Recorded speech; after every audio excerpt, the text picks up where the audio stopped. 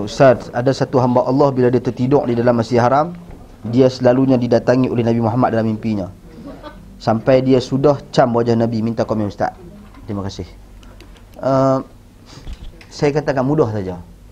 Ibnu Abbas radhiyallahu anhuma, bila orang kata orang tu datang mimpi jumpa Nabi, dia minta orang tu gambarkan wajah Nabi macam mana. Gambarkan, bagi orang yang cam ni dia gambarkan, cerita wajah Nabi macam mana. Kita tengok dalam hadis serupa apa tidak dengan hadis Nabi sallallahu alaihi wasallam yang sahih. Benda ni kita bukan pertama sekali kita kena tahu setan tak boleh menyerupai Nabi. Tak boleh mengaku Nabi boleh. Setan boleh mengaku Nabi. Menyerupai Nabi tak boleh. Sama ada menyerupai bentuk rupa badan ataupun menyerupai perkataan yakni wahyu yang dibawa oleh Nabi SAW. Dia takkan boleh menyerupai. Jadi sebab tu kena nilai balik. Kena nilai balik itu Nabi apa tidak, biar sesuai dengan gambaran yang telah dijelaskan oleh para sahabat Nabi tentang ketinggian Nabi, tentang raut wajah Nabi, tentang janggut Nabi, tentang rambut Nabi, tentang susuk tubuh badan Nabi, warna kulit Nabi, mata Nabi, hidung Nabi, mulut Nabi, gigi Nabi, khatam Nabi di belakang, cara Nabi berpakaian. Sebab tu kalau orang kata nampak yang dulu sebenarnya ada orang yang cerita pasal mimpi jumpa Nabi kan, dia cerita kata ada orang mengadu kepada dia mimpi jumpa Nabi pakai mak pendek, basuh kereta. Tu yang syok. Basuh kereta. Ini pernah dicerita oleh seorang yang dia menceritakan tentang dirinya bertemu dengan Nabi. Dia cerita, orang cerita kepada dia.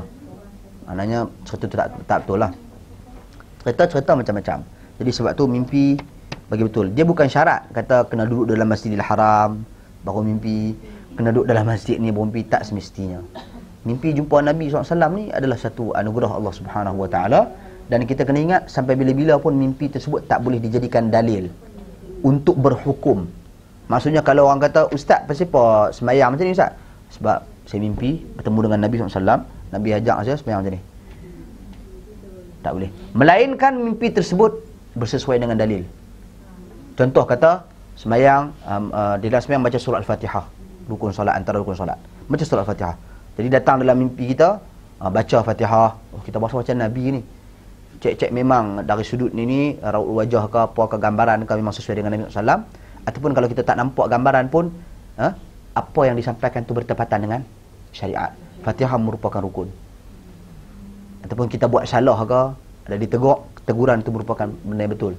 Dan kita yakin benda itu adalah Nabi SAW, kerana dari sudut penceritaan yang diceritakan kepada kita tentang Nabi SAW adalah benar. Yang ini dari sudut hadis satu-satu. Dia tak syarat tempat, dia tak syarat nak tidur lagu mana mimpi jumpa Nabi ni, dia tak syarat nak kena baca apa-apa, dia tak syarat. Kalau siapa yang meletakkan syarat-syarat ni, bagi kepada kita garis panduan. Kalau macam tu senang lepas ni. Kita buang, tinggalkan Quran Sunnah, kita kira niat mimpi jumpa Nabi, ya tanya Nabi, mayang aku betul tak Nabi? Tidur jumpa Nabi, ya mayang aku betul tak? Solat aku betul tak? Puasa aku betul tak? Ini senang, kita belajar dengan Nabi, tak payah main kelas.